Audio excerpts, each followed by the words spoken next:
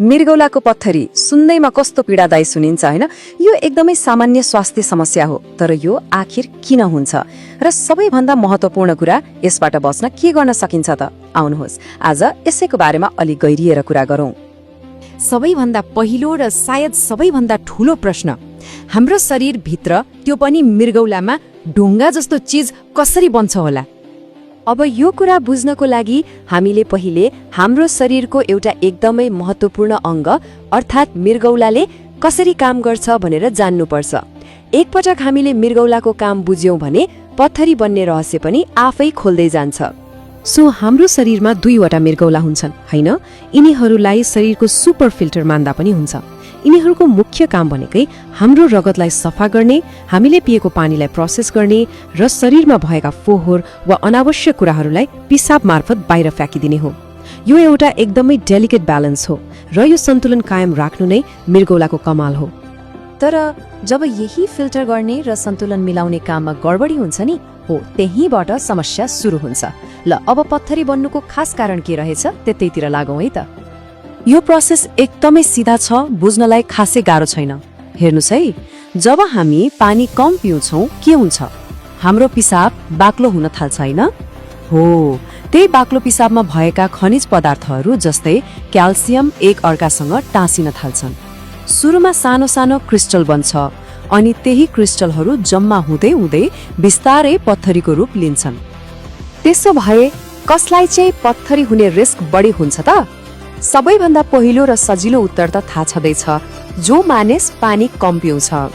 त्यस्तै जो गर्मी ठाउँमा काम गर्छ वा जसको शरीरबाट धेरै पसिना निस्किन्छ उनीहरूमा पनि यो जोखिम बढी हुन्छ। र अर्को कुरा, जो मानिसहरूको जीवनशैली अलि आरामदायी छ, मतलब धेरै शारीरिक व्यायाम गर्दैनन्, उनीहरूलाई पनि पत्थरी हुने सम्भावना बढी देखिन्छ। अब यसको समाधानतिर लागौँ न त हैन? र भनिन्छ नि, prevention is better than cure. हो, सबैभन्दा राम्रो उपाय भनेको त यसलाई हुन नै नदिनु हो। एउटा महत्त्वपूर्ण नम्बर याद राखौँ है त, 6 देखि 7 मिलिमिटर।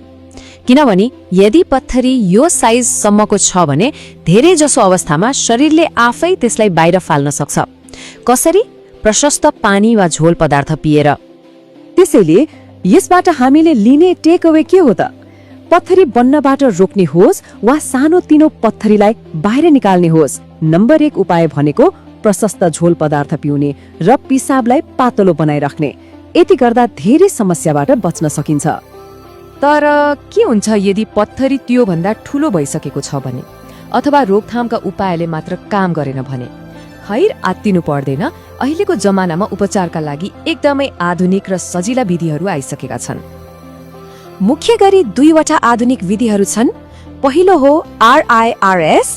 यदि पत्थरी लगभग 2 सेन्टिमिटर सम्मको छ भने यो विधि अपनाइन्छ।